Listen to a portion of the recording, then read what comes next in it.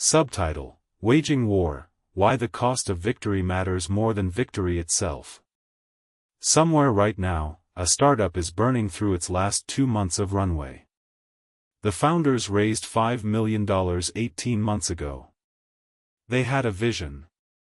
They had press. They had a launch party with a DJ. And now they're sitting in a conference room, staring at a spreadsheet, trying to figure out which employee to let go first. They won a lot of battles. They outmarketed the competition. They landed impressive pilot contracts. They built features nobody asked for. They fought hard. They fought long. And that's exactly why they're losing. There's a distinction that most business leaders never learn, not in MBA programs, not in accelerators, not in the thousands of startup books that line the shelves of WeWork common areas. The distinction between winning and winning efficiently. Between defeating your competition and destroying yourself in the process. Sun Tzu understood this distinction 2,500 years ago. He called it the doctrine of waging war. And if you've been treating strategy as purely a question of how to beat your enemy, you've been asking the wrong question. The right question is, at what cost? To understand what Sun Tzu is teaching in this chapter, you have to understand the world he was writing from. This is China, approximately 500 BC. The spring and autumn period is ending. The warring states era is beginning. 7 major kingdoms are locked in constant, grinding, generational conflict. This isn't the quick skirmish of a border dispute. This is industrial-scale war. Kingdoms fielding armies of 100,000 men. Supply chains stretching hundreds of miles across hostile terrain. A single campaign could last years. And the kingdoms that survived weren't necessarily the ones with the best generals or the most soldiers. They were the ones that didn't bankrupt themselves in the process. Sun Tzu was not a philosopher in the detached sense. He was a practitioner. He served the state of Wu as a general, and he won victories that should have been impossible. But his genius wasn't tactical brilliance alone. It was his grasp of something that even experienced commanders missed, the relationship between time, resources, and the outcome of conflict. When King Helu of Wu asked him to prove his theories worked, Sun Tzu drilled the king's own concubines into a functioning military unit in a single afternoon. He did it by making the rules clear, then enforcing them without hesitation, even when it meant executing 2 of the king's favorites. He understood that principles without enforcement are just poetry. The art of war is not poetry. It is engineering. And nowhere is that more clear than in this second chapter, Shizhan, which translates roughly as waging war or planning the attack. This chapter is almost entirely about economics.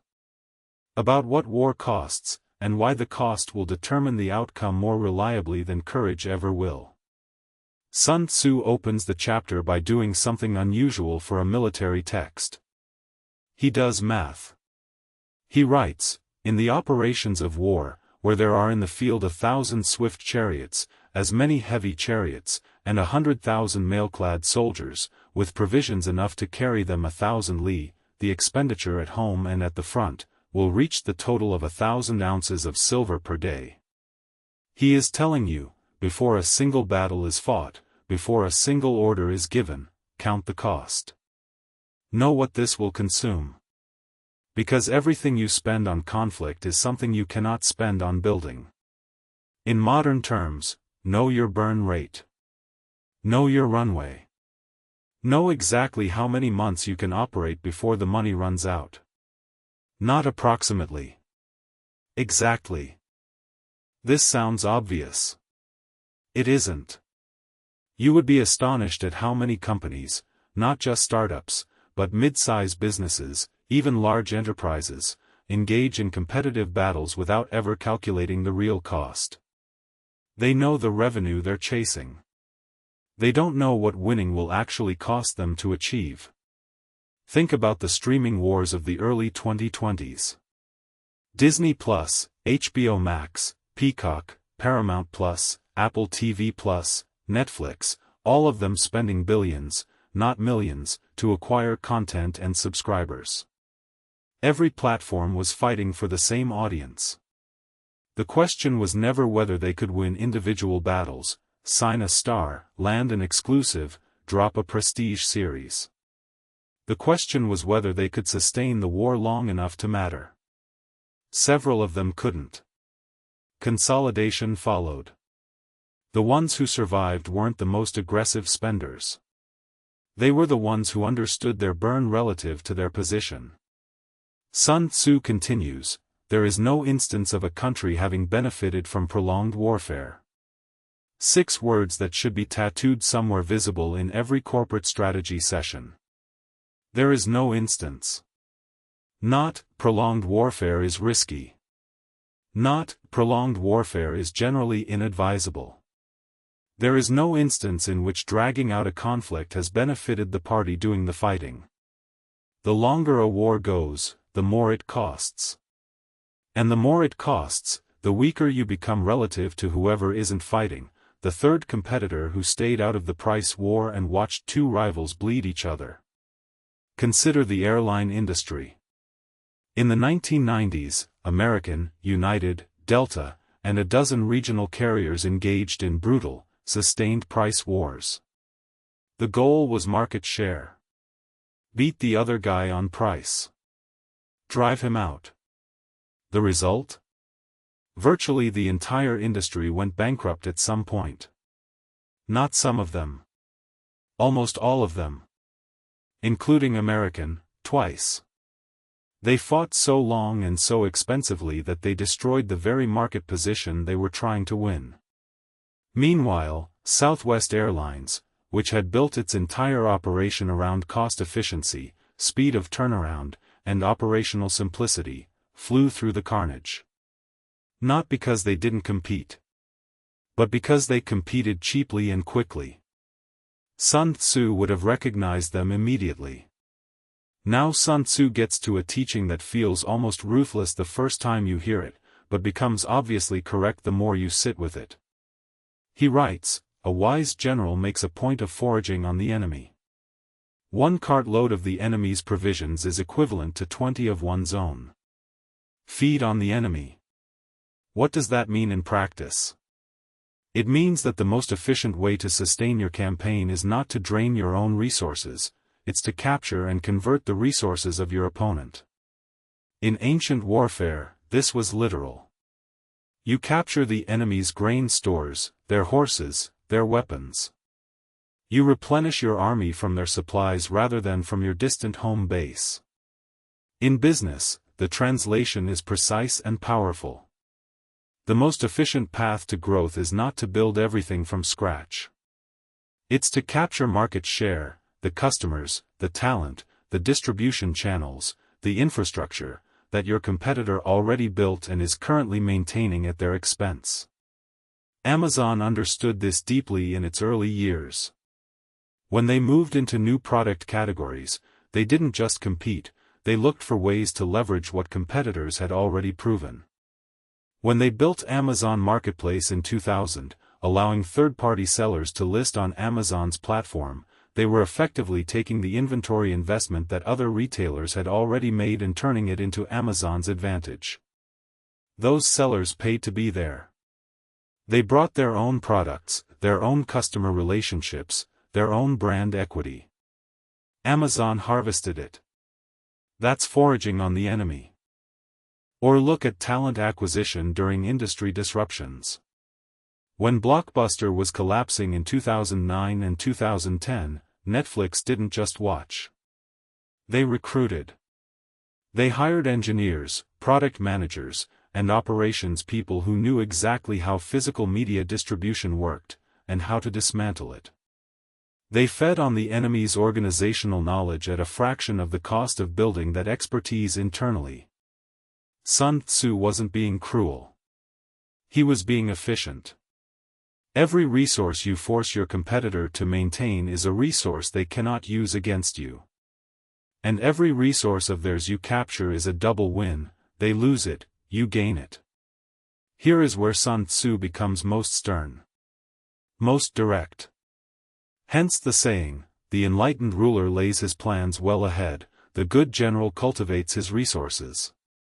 It is the business of a general to be quiet and thus ensure secrecy, upright and just, and thus maintain order. He must be able to mystify his officers and men by false reports and appearances, and thus keep them in total ignorance. By altering his arrangements and changing his plans, he keeps the enemy without definite knowledge. By shifting his camp and taking circuitous routes, he prevents the enemy from anticipating his purpose. But more critically, listen to this. When you engage in actual fighting, if victory is long in coming, then men's weapons will grow dull and their ardor will be dampened. If you lay siege to a town, you will exhaust your strength. Again, if the campaign is protracted, the resources of the state will not be equal to the strain. Never forget, when your weapons are dulled, your ardor dampened, your strength exhausted and your treasure spent, other chieftains will spring up to take advantage of your extremity. Read that again in modern terms. When your product launches are slow. When your team's energy is drained by an endless competitive struggle. When your cash reserves are gone. When your best people are burned out, that is the moment your real competitor arrives. Not the one you've been fighting. The one who's been watching and waiting and conserving. This is what killed MySpace. Not Facebook's superior technology.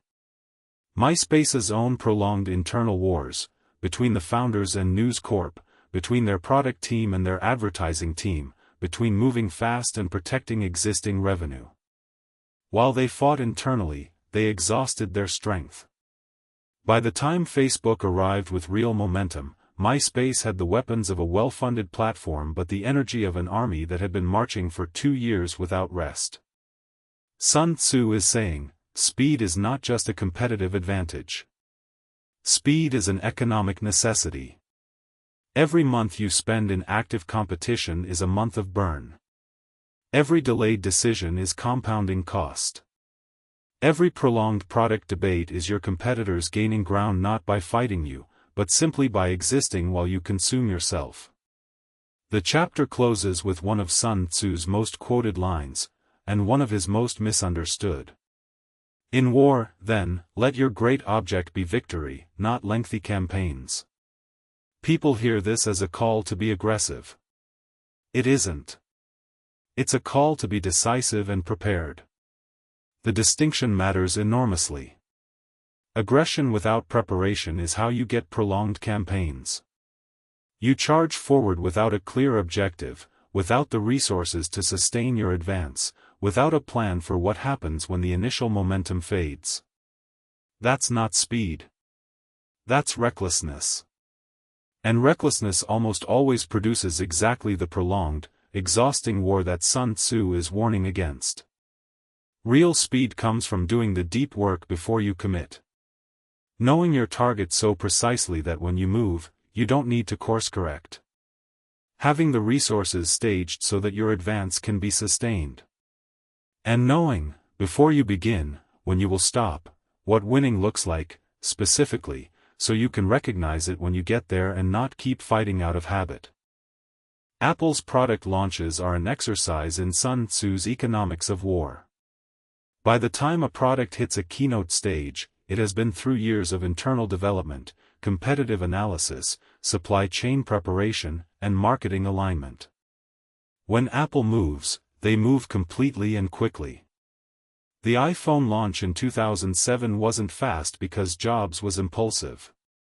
It was fast at the point of release because everything had been prepared with meticulous slowness beforehand. The actual market campaign, the battle, lasted weeks, not years. And the victory was decisive. That is the model. Slow, thorough preparation. Swift, decisive execution. Now, what do you actually do with this? Because ancient wisdom that stays abstract is useless. Let's make this concrete. Here is a 5-part framework drawn directly from Sun Tzu's second chapter. Call it the economics of engagement. The first, calculate the real cost before you commit. Before you enter any competitive engagement, a new market, a new product line, a prolonged negotiation, a bidding war, write down the actual cost of winning. Not the revenue you expect. The actual outflow. Time. Money. Team bandwidth. Opportunity cost. What else could you be doing with these resources? Most leaders skip this calculation because the answer is uncomfortable. Do it anyway. If you can't afford to win at the cost required, you can't afford to fight. The second, set a time limit and honor it. Every competitive campaign you undertake should have a predetermined endpoint. Not, we'll see how it goes. A specific date or milestone at which you will evaluate, honestly, whether to continue, adapt, or withdraw.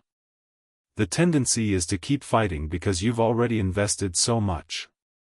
Sun Tzu has no patience for sunk cost reasoning. The money you've already spent is gone. The only question is whether continuing makes sense from this moment forward. Set the limit before you start, when you're thinking clearly. Not in the middle of the fight, when ego and fatigue are doing the thinking. The third, identify what you can capture rather than build. Before you allocate resources to create something from scratch, ask whether your competitor has already built a version of it. Talent you can recruit. Technology you can license or acquire. Customer relationships you can inherit through partnership. Distribution channels already proven in your market. This isn't lazy thinking, it's Sun Tzu's foraging principle applied. The resource you acquire from the competitive landscape costs you a fraction of what it would cost to build, and it costs your competitor double because now they no longer have it. The fourth, protect your non-fighting resources. While you're engaged in competitive battle, certain parts of your organization are not directly fighting: your R&D pipeline, your key customer relationships, your operational infrastructure. The temptation during a hard competitive period is to pull resources from these areas to fund the fight. Resist it. These are your reserves. An army that consumes its reserves to fund the current campaign has no ability to respond when conditions change unexpectedly. The companies that survive sustained competitive pressure are the ones that kept something in reserve, a product in development, a customer segment untouched, a partnership not yet deployed. The fifth, and perhaps the most important, compete where you can win decisively and quickly. Don't fight for territory you can't hold. Don't launch into markets where your cost of customer acquisition means you'll be burning cash for 3 years before profitability. Sun Tzu didn't believe in grinding wars of attrition not because they were unwinnable but because even if you won, you emerged so weakened that someone else could take you. Pick your battles based on speed of victory, not size of prize. A smaller, faster win that leaves you strong is worth infinitely more than a massive, slow victory that leaves you hollowed out. These 5 principles: calculate the cost, set a time limit, capture rather than build, protect your reserves, compete for swift decisive victories. This is the economics of engagement. Write it down. Bring it to your next strategy session. 2,500 years is a long time. Kingdoms have risen and fallen. Technologies that would have looked like God's work to Sun Tzu are now in your pocket. The scale and speed of modern competition would be unrecognizable to the armies of Wu. And yet the economics haven't changed. War, in any form, against any opponent, with any weapons, costs something. And that cost, if not managed with cold-eyed discipline, will consume the victor as surely as it consumes the defeated. The difference between the general who wins and the general who survives to build something lasting is not courage. It's not even intelligence. It's the willingness to look at what a campaign will truly cost, and make rational decisions from that honest accounting. Every business decision you make is a campaign. Every market you enter, every competitor you engage, every product you launch is an act of waging war. The question Sun Tzu is asking you, every day, in every meeting, is simple. Can you afford the victory you're seeking? And if not, are you honest enough to choose a different battle? If this episode is making you think differently about the competitive landscape you're operating in, I'd strongly encourage you to pick up the original text. The Art of War, Sun Tzu, is available on Amazon, and I'll link it in the description below. It is one of the shortest and most dense books you will ever read. Every chapter rewards careful attention. We're working through it systematically in this series, one chapter at a time, and there is a great deal more to come.